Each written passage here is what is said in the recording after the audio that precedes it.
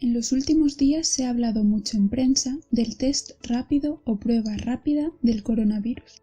¿Sabemos realmente en qué consiste esta prueba? Cabe destacar que existen dos test rápidos de diagnóstico.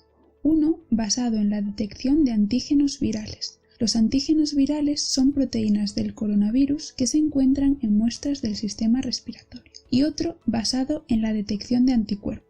Los anticuerpos los produce nuestro sistema inmunitario como respuesta y defensa frente al coronavirus y se encuentran en sangre. Hoy vamos a explicar el diagnóstico basado en detección de anticuerpos, porque es el que nos ofrece más información. Cuando sufrimos una infección por coronavirus, por ejemplo, nuestro sistema inmunitario es capaz de producir anticuerpos, también llamados inmunoglobulinas. Los anticuerpos son moléculas capaces de unirse específicamente al microorganismo causante de la infección y marcarlo para que sea eliminado de nuestro organismo. Hay dos tipos de anticuerpos que son importantes a la hora del diagnóstico, los anticuerpos IgG y los anticuerpos IgM. Veamos en qué se diferencian.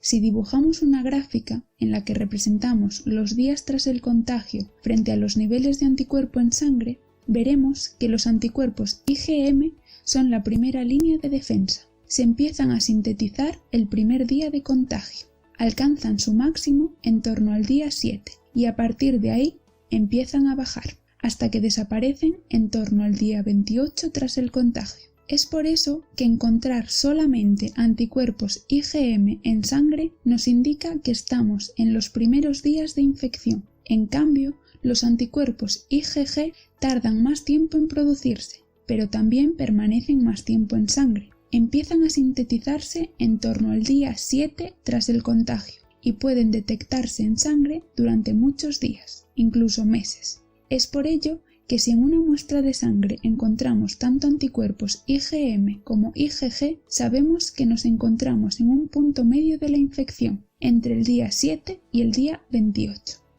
Sin embargo, si solo detectamos IgG, sabemos que la infección se encuentra ya en su última fase y que el contagio ha tenido lugar hace al menos 28 días. Este test de anticuerpos nos permite clasificar a los pacientes en tres grupos. 1. Presenta solo IgM, infección en estado temprano, primeros 7 días tras el contagio.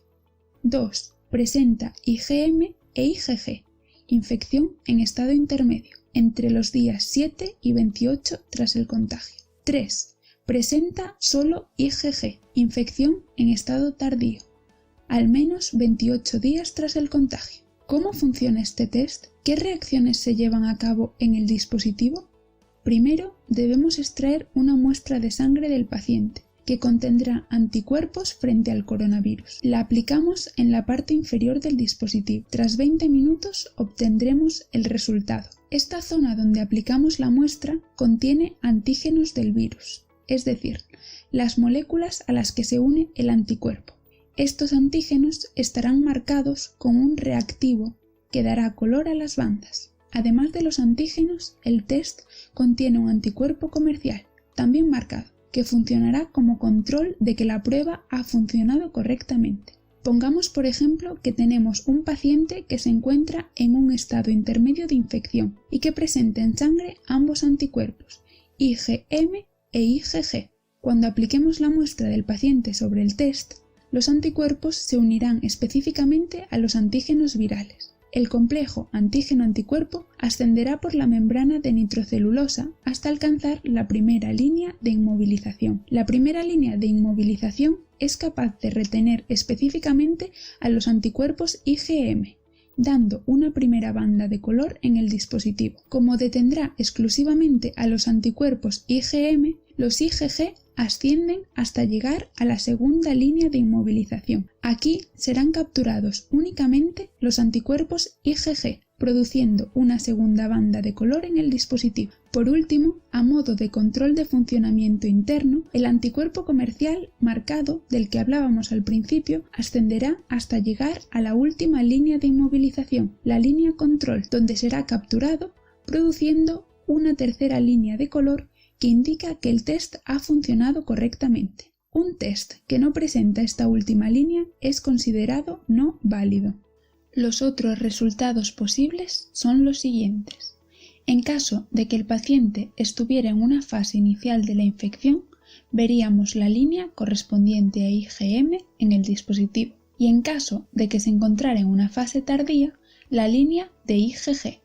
Por último, si el paciente no hubiera tenido contacto con el coronavirus, no observaríamos ninguna línea en el test más que la de control.